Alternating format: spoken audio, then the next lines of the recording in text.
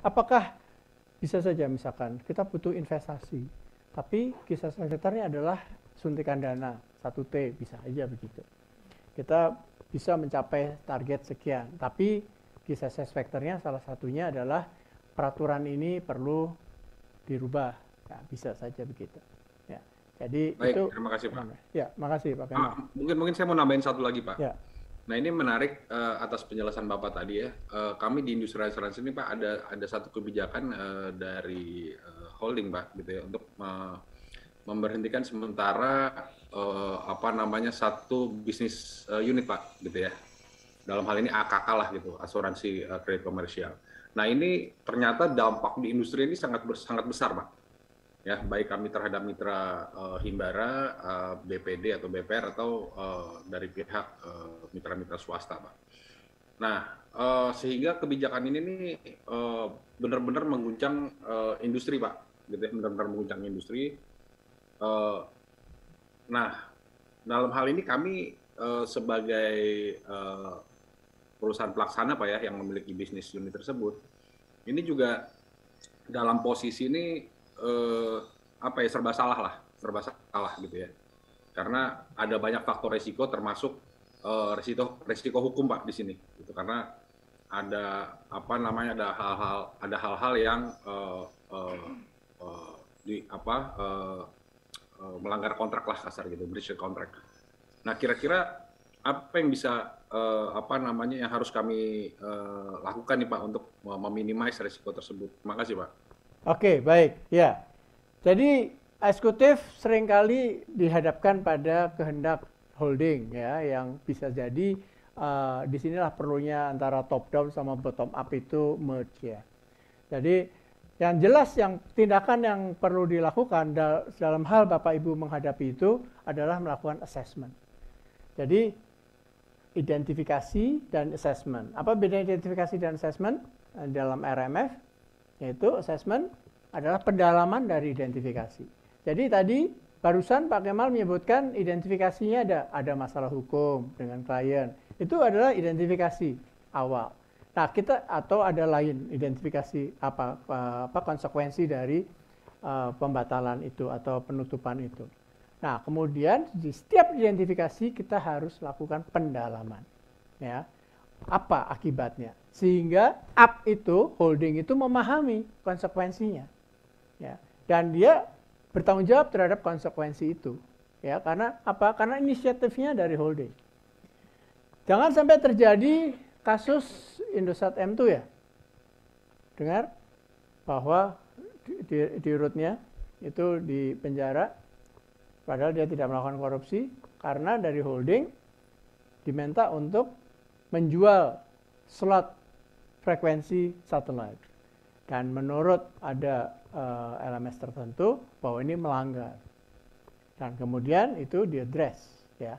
Jadi si di rootnya anak perusahaan itu setuju saja ya, tanpa melakukan pendalaman di situ konsekuensinya ya, sehingga masuk ke ranah hukum ya. Jadi kembali arahan dari holding tetap kita yang sebagai bertanggung jawab untuk pelaksanaannya itu harus melakukan assessment dan komunikasi ke atas. Dan itu kemudian itu bagian dari risk menghandle itu. Tidak kemudian serta-merta siap, ya nggak bisa. Ya. Karena apa? Suatu perusahaan itu sudah punya independensi sendiri. Dia sudah meskipun anak perusahaan ya sudah lepas. Ibarat anak kita yang sudah usia 30 tahun terus kita bisa ngasih saran, tapi keputusan tetap di dia, gitu ya. Jadi sarannya Pak Kemal untuk AKK ini Bapak lakukan pendalaman, ya. Tentu saja tidak dalam stage menolak, tapi mengidentifikasi dan assessment. Jadi juga termasuk melakukan evaluasi. Dan kalau itu semua risiko terhandle, ya saya lakukan itu ya. Waktu saya masuk Indosat itu sebagai GM, sebagai kepala divisi, salah satunya perusahaan produk Telex ya. Pernah dengar ya Telex ya? Kalau yang muda-muda mungkin apa itu Telex? Ya. Itu Telex itu Pak. Customer-nya hanya 8 zaman itu, ya. Karena sudah berubah dia. Dan untuk operasi telex itu peralatannya besar ya, harus pakai AC khusus, ada orang khusus. Customer-nya 8, ya jelas rugi. Nah, untuk saya menutup telex itu saya butuh waktu 8-10 bulan tuh. Karena kan saya harus educate customer, harus nanti merubah ke produk untuk penggantinya dan sebagainya. Jadi tetap saja ada proses perubahan itu, ya, dalam change management. Oke, baik. Semoga menjawab itu. Nah, RMF, Jadi risk management framework kita mengikuti proses. Ini proses bagaimana kita implementasi dari risk ya. Ya, di mana kita apply dengan risk management framework terdiri dari apa? Ya, ada yang menyantumkan 5 step, 6 step ya. Itu sama aja isinya, hanya di sini mulai pertama adalah dari identifikasi. Ya, kita harus identify. Ya, seperti tadi kita identify governance tadi ya, compliance. Nah, itu identifikasi yang kemudian kita lakukan assessment ya. Di mana assessment ini kita lakukan analisa ya, seperti case-nya Pak Kemal tadi, kita harus melakukan analisanya, impact-nya, toleransinya, priority-nya dan sebagainya. Nah, dari situ kita tetapkan responsnya ya. Jadi bukan terus kemudian mitigasi, tapi respons apa? Ya, karena nanti mitigasi itu akan mengacu pada respons. Dan dalam mitigasi itu ada planning, ada implement, ada controlling, evaluation, reporting. Ya. Nah, inilah risk management framework. Dan ini semua mengacu pada semua discussion dari sesi tadi, mulai dari pagi itu, mengikuti prinsip-prinsip itu. Ya. Kalau ini adalah alurnya kan, tapi ini semua dalam kita mengaplikasikannya itu kita seyoganya mengikuti semua prinsip-prinsip yang kita bahas dari sejak tadi pagi itu. Dan kita lihat di sini risk assessment itu terkait dengan potensi terjadinya masalah, kita lihat probabilitas terjadinya dan seberapa besar dampaknya. Ya. Jadi kembali ke case-nya AKK tadi, setelah kita identifikasi, nah kita ukur ya potensi masalah dan kejadiannya dan sebagainya. Nah, ini kita perlu dokumentasikan ya. Semua aspek ini kita perlu dokumentasikan supaya kita bisa melihat secara persis, bukan untuk secara individu aja, tapi untuk seluruh stakeholder ya. Dan jadi kita melihat dalam identifikasi dan assessment ini tadi dalam domain kan ada 3 domain ya, operational risk, business risk, dan governance risk. Nah, dalam kita melakukan identifikasi kita pastikan aspek-aspeknya ya. Kalau seperti operational risk, apakah aspek culture risk, apakah change risk, financial risk, reputation risk, investment, project risk, ya macam-macam, dan bisa ada lagi yang lain. Ya. Nah, ini kita lihat dari semua aspek. Ya. Business risk antara lain kita lihat dari regulatory tadi, ya, political. Ya. Orang bisa bilang, lupa regulatory kok di business? Bisa, regulatory bisa di governance. Monggo aja, ya. Tapi di sini regulatory yang lebih luas lagi, bagaimana kita bicara ekosistem, ya. Bagaimana regulatory dari ekosistem. Jadi contoh kita melihat bagaimana regulatory, kalau kita bicara global, kita melihat regulatory negara lain, ya, daerah segala macam. Jadi sifatnya lebih luas, ya. Political, economic, third party, commodity, environmental. Saat ini commodity risk dengan perangnya Rusia Ukraine, kalau baca kabar harga gandum itu naik 2 kali lipat. Padahal gandum itu adalah bahan dasar mie ya. Padahal yang makan mie di Indonesia itu wah, hampir setiap orang makan mie. Coba dampaknya seberapa besar itu. Itu perusahaan-perusahaan kayak Bogasari ya, Sri Boga segala macam luar biasa. Ya dulu saya mantan komisarisnya Sri Boga tuh. Wah sekarang pusing juga tuh pasti komisarisnya yang sekarang. Jadi seperti environmental risk ya, itu pabriknya kan di Semarang. Jadi kalau kita beli gandum dari Kanada atau dari Rusia, dia kan bawa dalam kapal itu untuk beberapa klien dia di Australia, di Indonesia gitu ya. Nah, karena di Semarang itu pelabuhannya dangkal, jadi kalau misalkan lagi penuh ke situ nggak bisa, pasti karam. Nah, jadi dia harus dulu buang ataupun dia berikan ke pelanggan dia yang lain, yang dalam. Alhasil apa? Semarang terakhir. Nah, kalau terakhir, gandumnya itu yang bagian bawah kan biasanya pecah-pecah kan sudah. Karena ketimpa perjalanan segala macam. Jadi kualitas gandumnya pasti lebih jelek. Ya, itu environmental risk bisa. Ya. Jadi kalau minyak itu kalau ada kebocoran itu environmental risk. Nah, kita mesti lihat ya, semua aspek-aspek itu. Ya. Aspek governance risk, ya, organization, technology, property, legal. Ya, legal ini tadi ke regulatory ya, untuk aspek yang terkait internal, compliance, policy dan sebagainya. Nah, kita pastikan di sini bahwa mengapa dalam organisasi itu ada divisi ataupun direktorat kepatuhan atau risiko. Karena dia seyogianya membantu menganalisa ini. Tapi bukan nanti kemudian dia terus kemudian menetapkan strateginya sendiri. Nah, ini disinilah poin dari integrating strategy and risk management. Tetap saja harus the board yang memutuskan akhirnya. Divisi tersebut perannya membantu menganalisa, karena yang dianalisa banyak sekali. Ya, pendalaman dari identifikasi dan assessment dia harus di situ. Ya, jadi jangan kemudian direksi punya pendapat bahwa oke deh kamu putusin sendiri. Nah, tidak. Ya. Jadi harus terjadi integrating. Ya. Yang nanti kita akan bahas yang nanti ya, bagaimana benar-benar mengintegrasikan antara upside risk dan downside risk. Ya. Nah, ini contoh nih, culture risk nih. Ya, culture risk ini contohnya karyawan sering terlambat, ya, sering izin cepat pulang, ada konflik kepentingan, ya.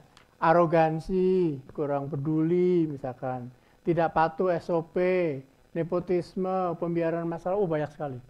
Ya. Nah, ini adalah ibarat kerikil ya, di dalam ini ya, kerikil di sepatu kita atau pasir di pasir kita, gimana kita mau lari. Ya. Nah, coba sekarang ya, short exercise sebelum kita break ya. Ini contoh. Misalkan Bapak-Bapak mungkin bisa identify satu aja masing-masing, ya. Satu orang satu mau aspek apa aja terserah, ya. Apa kira-kira identifikasinya tuh? Coba bisa. Ini kita cepat aja, mungkin nggak semua juga karena waktunya juga nggak cukup. Kalau menurut meja sini, apa contoh? Per meja aja kita bicara. Oke, silakan per meja, bahas. Boleh satu atau lebih, ya. Apa mengidentifikasi dari aspek itu tadi? Ini, operation risk, business risk, governance risk.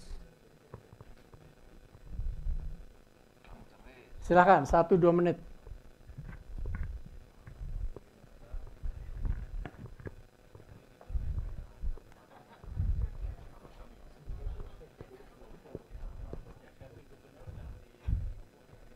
Yang online juga ya, monggo ya.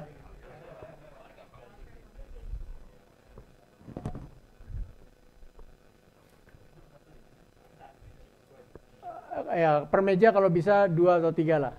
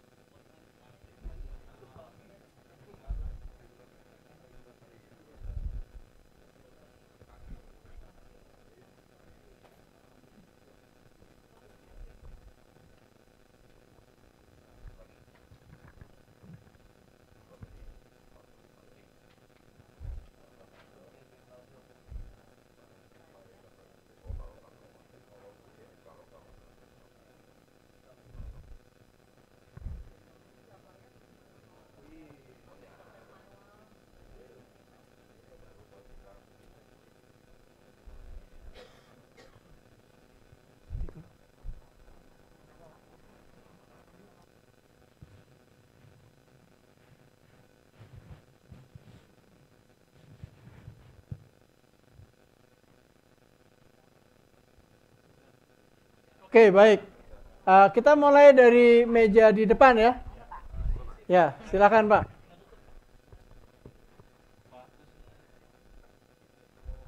Kita dengarkan nih, ini sharingnya. Singkat-singkat aja, karena waktunya juga. Tes, oke baik, terima kasih Pak. Untuk bisnis risk, yang pertama regulatory risk itu, kalau kami di dunia penjaminan atau asuransi misalnya, di sana batasan fee base yang diatur oleh OJK itu yang sah itu 15%. Tapi dalam praktek di lapangan, teman-teman dari swasta mereka bisa sampai 20, bahkan di atas 20%. Sehingga kalau kita kaku di posisi yang diatur oleh OJK, memang secara bisnis kita pasti kalah. Itu untuk bisnis risk. Yang kedua, political risk. Political risk itu memang kalau di daerah itu sangat tergantung dengan siapa kepala daerahnya, siapa ketua DPRD-nya. Kalau dia misalnya 2 periode, agak safety lah itu BUMD. Tapi kalau hanya 1 periode ganti, nanti seleranya ganti lagi kebijakannya. Itu yang kami alami. Terima kasih. Oke, terima kasih. Ya, silakan meja berikut. Monggo. Ya, di meja kami Pak agak berbeda ya Pak, nggak apa-apa ya. Ya. Jadi dari sisi operational risk, kami melihat culture risk ini sesuatu yang lumayan kritikal dan sangat-sangat basic, tapi mempunyai pengaruh yang cukup besar ya Pak ya. Dimana sebagai contoh tuh sebuah perusahaan yang mengalami merger harus menyatukan visi dari yang perusahaan masing-masing menjadi visi yang satu, perusahaan yang baru. Contoh-contohnya misalnya kalau di perusahaan satu datang ke rapat selalu on time. Nah kalau yang satu lagi mungkin telat-telat sedikit nggak apa-apa. Itu salah satu contohnya Pak. Bagaimana menyatukannya menjadi sebuah budaya yang baru yang lebih bisa membuat SDM lebih gercep lagi gitu Pak. Itu contohnya. Kalau yang business risk kita ambil regulatory risk Pak. Regulatory risk itu bagaimana peraturan tadi dikatakan selalu terlambat. Nah di asuransi, saya sebenarnya dari reasuransi tapi juga berpengaruh. Tadi Pak Kemal juga bicara soal asuransi kredit, di mana karena ada satu praktek yang belum bagus ya, belum baik, sehingga terpaksa peraturannya mematahkan semua opportunity yang ada gitu, jadi disamaratakan gitu. Nah itu juga bisa membuat sebuah opportunity jadinya terhambat begitu Pak. Kemudian yang berikutnya adalah governance risk. Kita melihat teknologi risk, Pak. Di mana kita sama-sama tahu saat ini banyak bisnis yang mengandalkan teknologi sebagai game changer-nya. Namun dengan teknologi yang selalu berubah terus, itu seringkali perusahaan mengalami risiko satu ya, teknologinya canggih, tapi SDM-nya belum bisa menggunakan teknologinya. Itu juga salah satu risknya juga. Atau teknologinya cepat berubah dan kita belum maksimal memanfaatkannya, sudah harus ganti lagi. Dan selalu berubah ya Pak, jadi risikonya ya keep on changing terus Pak. Terima kasih Bu Yanti. Ya, kita ke meja berikut, silakan. Ya Pak, dari sisi kami ada satu business risk yang kemudian mendrive banyak lagi aspek risk ya. Itu terkait dengan retensi sendiri di asuransi. Misalnya nih, bank ketika dia asuransi kredit ya terutama Pak ya. Bank ketika dia mengasuransikan kreditnya karena secara regulasi tidak ada retensi sendiri di bank, akhirnya semua risknya itu kan ke perusahaan asuransi. Nah, kemudian itu otomatis menimbulkan bank itu enak aja dalam tanda petik ya Pak ya, mau aja oke. Yang penting diasuransikan, tanda tangan ini diasuransikan. Nah, di perusahaan asuransi itu resiko yang timbul itu berarti regulatory risk Pak, karena itu perlu memang secara regulatory di OJK tidak secara khusus ada aturan terkait ini, tetapi itu berdampak seperti yang tadi di highlight oleh Pak Kemal. Misalnya ada asuransi kredit yang sekarang dinegosiasikan lagi term and conditions-nya karena ternyata misalnya resiko itu ternyata menghit semua ke asuransinya gitu. Nah, seperti itu. Jadi itu dari regulatory risk muncul kemudian ke third party risk karena ada negosiasi term and conditions, kemudian muncul juga ke commodity risk. Kemudian bahkan sampai ke ekonomi risk nanti, karena ini kan industri nantinya Pak, sampai seluruh ekosistem. Ya, kira-kira itu Pak, makasih. Oke, terima kasih. Jadi kembali ya, satu risk itu bisa berdampak pada yang lain ya. Silakan, meja yang berikut. Silakan. Ya Pak, kami di meja ini coba melihat operational risk Pak ya. Yang pertama dengan culture risk itu memang menyangkut risiko terhadap mindset digitalisasi Pak, yang generasi yang tidak digital kemudian menuju ke digital. Kemudian change risk ini adalah new normal ya. Jadi yang tadinya kita bekerja harus offline, kemudian dengan adanya perubahan new normal sehingga kita harus bekerja lebih padat lagi ya, sehingga itu berisiko juga terhadap kesehatan pegawai, kemudian juga reputasi pegawai juga dalam bekerja. Kalau financial risk ini kan banyak nih, inflasi juga termasuk di sana. Kemudian reputasi risk, kalau reputasi risk ini kan menyangkut misalnya perusahaan yang sudah masuk dalam holding, kemudian brandnya itu berubah. Nah, ini juga mempengaruhi, jadi berisiko juga terhadap itu. Investment risk ini adalah apabila terjadi update alat kerja. Jadi ketika kita sudah menginvestasikan suatu alat tertentu, dan dia belum menghasilkan hasil investasi, ternyata sudah datang alat yang baru. Kemudian regulasi juga mengarahkan untuk menggunakan alat itu juga menjadi satu risiko. Kalau project risk ini juga banyak, mungkin situasi inflasi juga mempengaruhi, kemudian juga tenaga kerja juga mempengaruhi dalam situasi tertentu. Oke. Demikian Ya. Pak. Terima kasih. Ya. Oke, very good. Ya, berikutnya silakan meja berikut. Siapa di sini? Ya, Ibu. Terima kasih kesempatan untuk meja kami memilih untuk operational risk dengan reputation risk. Nah, tadi kami berdiskusi beberapa hal yang mempengaruhi reputation risk. Yang pertama dari sisi manajemennya, kemudian dari sisi produk yang mungkin saja tidak memberi kepuasan kepada pelanggan atau customernya.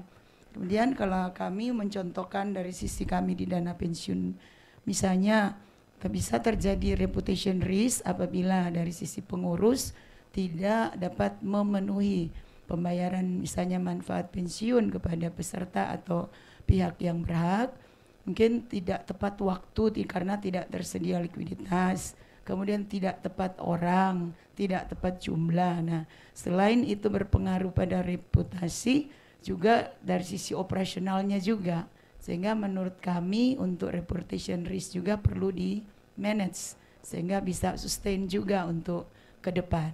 Itu aja Pak. Mungkin ada tambahan Bu Popi. Terima kasih Pak. Oke, terima kasih Ibu, Bu Femi ya. Oke, next berikutnya silakan.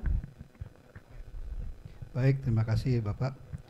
Dari meja kami ini, kami menyoroti ada beberapa risiko ya. Yang pertama mungkin karena kita perusahaan asuransi, ini mengenai masalah pelayanan, khususnya masalah klaim. Nah, kalau klaim ini terlambat dibayar, ini bisa mengakibatkan reputasi risk bagi perusahaan. Apalagi kalau sampai mencuat ya sampai ke media dan lain sebagainya, ya medsos. Nah itu, terus kedua mungkin tambahannya mengenai investasi risk ini, ya jadi memang kita sudah ada membatasi, ada arahan dari komisaris kan, batasan untuk investasi kemana saja, ada maksimalnya. Nah ini kalau memang kemarin itu kalau saham khususnya pada saat kita investasi saham dengan situasi perekonomian yang kurang baik sekarang ini, di situ jadi mempengaruhi juga ada investment risk di situ. Mungkin gitu Pak. Oke, ya terima kasih Pak. Baik, meja belakang silakan Bu Firly. Ya. Iya Pak. Jadi di kami terdapat change risk Pak. Jadi perusahaan asuransi menyadari bahwa memang ada disruption karena juga ada perubahan market ya. Jadi untuk perusahaan-perusahaan yang punya cabang di seluruh Indonesia itu sebenarnya kita ada rencana untuk bikin itu menjadi dengan kemajuan teknologi ya Pak ya, kita bisa bisnis retail. Kemudian nantinya cabang-cabang kita akan kita tutup ya Pak ya. Tapi kemudian ada change risk, misalnya layoff, kemudian perubahan bisnis proses.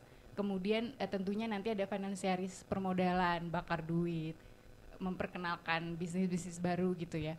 Sehingga karena change risk dan turunannya terlalu banyak, akhirnya ya karena risk appetite-nya juga sedang-sedang aja, agak sulit gitu. Tapi sebenarnya kita tahu ini tuh harusnya sudah berubah gitu. Gitu Pak. Oke, itu upside risk ya tadinya ya. Oke, good. Ini yang appetite sama Pak Bambangnya atau Pak Bimonya? Oke, silakan. Meja terakhir. Baik Pak, izin di meja kami untuk terkait dengan operational risk, kami mengambil culture risk Pak, itu di unit kerja itu meningkatnya risiko meningkatnya turnover pegawai generasi milenial Pak. Yeah. Kemudian jadi dampaknya juga ada kekosongan beberapa jabatan kritikal dalam perusahaan. Jadi mereka lebih melihat ketika culture-nya seperti perusahaan zaman dulu, mereka lebih baik hangout keluar mencari pekerjaan yang sifatnya lebih fleksibel. Kemudian untuk business risk itu risk strateginya inovasi tidak sesuai dengan ekspektasi perusahaan Pak, atau belum sesuai, sehingga ketika diaplikasikan juga itu belum sesuai dengan cost perusahaan dan waktu yang ditentukan. Kemudian terkait dengan governance risk Pak, itu ada risiko korporat terkait dengan perubahan regulasi terkait penugasan perusahaan, karena salah satunya kita menjalankan amanah undang-undang dan undang-undang tersebut masuk ke dalam prolegnas DPR RI. Mungkin itu Pak, terima kasih. Oke, ya terima kasih. Ya, itu tadi yang Bapak Ibu lakukan adalah melakukan identifikasi ya. Dan ini adalah langkah awal dalam RMF ya. Dan itu sangat penting. Ya, jadi kalau kita melakukan identifikasi secara lengkap, selanjutnya kita akan melakukan assessment juga secara lengkap. Jadi semua proses yang nanti kita akan bahas ya secara alur kerjanya itu semua mulai dari identifikasi. Ya, kita pertama identifikasi dulu, kemudian kita dalamin, nanti kita tentukan apa? Respons, dan kemudian kita mitigate. Kita akan bahas itu setelah istirahat siang ya. Dan sekaligus kita membahas apa tools untuk kita mengintegrasikan strategi dan risk management, ya, atau kita integrasikan upside dan downside risk. Silakan Bu Asih.